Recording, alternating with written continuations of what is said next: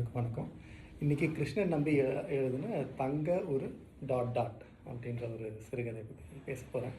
இது 1960களில் எழுதியிருக்காங்க. ரொம்ப எனக்கு பிடிச்சமான கதை. எனக்கு இந்த ஆத்தர் இன்ட்ரடியூஸ் பண்ணதுக்கு ஃபஸ்ட்டு தேங்க்ஸ். ஆக்சுவலி 2 கதையும் ரொம்ப நல்லா இருந்துச்சு. ஸோ ஒரு இன்ட்ரடக்ஷன்னா, ஸோ இந்த கதை வந்து மேலோட்டமாக பார்க்கும்போது ரொம்ப இன்ட்ரெஸ்டிங்கான கதை, குழந்தைங்களுக்கெலாம் சொல்லலாம், ரொம்ப பிடிக்கும் அப்படின்ற மாதிரி இருக்குது இல்லையா?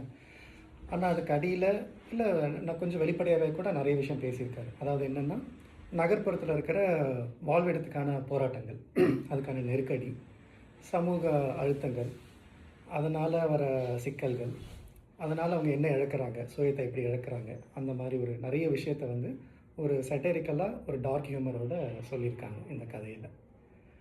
இதை ஃபஸ்ட்டு படித்த உடனே வாசிப்புக்கு அப்புறம் எனக்கு என்ன தோணுச்சுன்னா, நம்ம எல்லா ஃபேமிலிலையும் யாரோ ஒருத்தர் இப்படி ஒருத்தங்க நம்ம பார்த்துப்போம். ஒரு அண்ணாவோ பெரியப்பாவோ யாரோ ஒருத்தவங்க வந்து ஒரு கிராமத்துலேருந்து ஒரு சிட்டிக்கு போய் அங்கே நான் கொஞ்சம் உழைச்சி மற்றவங்க எல்லாத்தையும் முன்னுக்கு கொண்டு வந்திருப்பாங்க.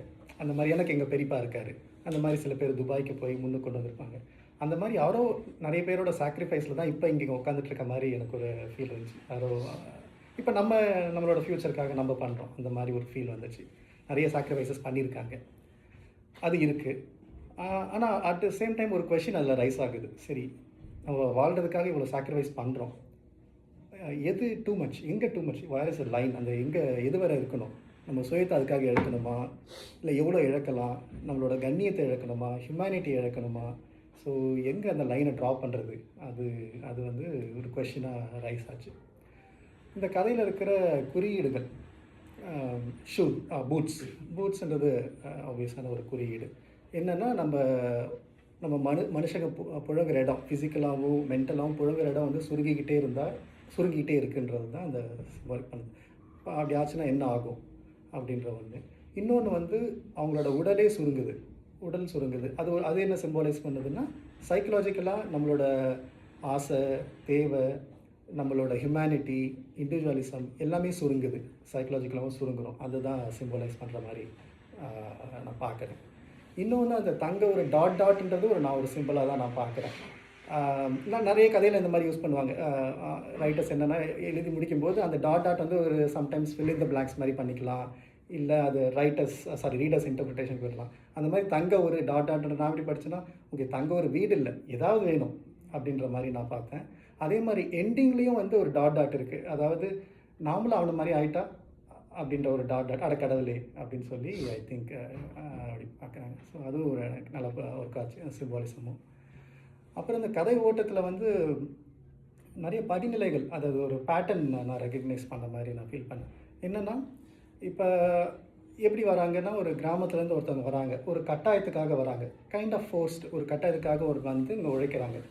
அப்போ உழைக்கும்போது ஒரு சிக்கல்லாம் வருது, இதெல்லாம் வருது, ஒரு ஃபோர்ஸ்ட்.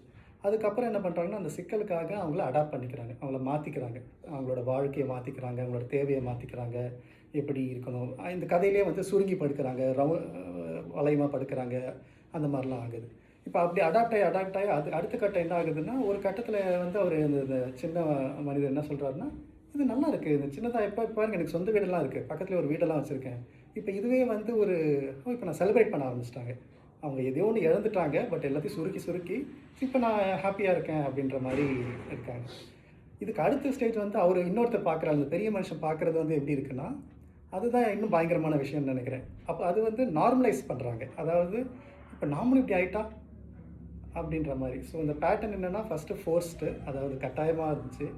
அதுக்கப்புறம் அவங்களுக்காக மாறுறாங்க, அடாப்ட் பண்ணிக்கிறாங்க. அதுக்கப்புறம் அதை வந்து செலிப்ரேட் பண்ணுறாங்க. ஓகே நல்லா தானே இருக்குது, எல்லாம் நல்லா தானே போய்கிட்டு இருக்குது.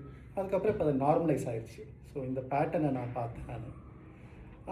இந்த பேட்டர்ன் வந்து அகைன் இது 1960ல் எழுதினாலும் இப்போயும் இந்த பேட்டர்ன் ஒர்க் அவுட் ஆகிற மாதிரி தான் நான் ஃபீல் பண்ணுறேன். இப்போ ஃபார் எக்ஸாம்பிள், இப்போ நம்ம இந்த இப்போ இருக்கிற சுச்சுவேஷனுக்கு எடுத்து பார்க்கணுன்னா, கன்சியூமரிசம், அன்ரெகுலேட்டட் கன்சியூமரிசம் அதெல்லாம் எடுத்து பார்த்தோம்னா, நிறைய இப்போ நான் பிஸியாக இருக்கேன்னு சொல்கிறது இப்போ நிறைய பேருக்கு வந்து ஒரு எப்படி சொல்கிறது, ஹாப்பியாக இருக்குன்ற மாதிரி, அதாவது ஒரு சாதித்த மாதிரி, அது ஒரு ஆம்பிஷன் மாதிரி எல்லாருக்கும் ஆயிடுச்சு. நான் பிஸியாக இருக்கேன் அப்படின்றது.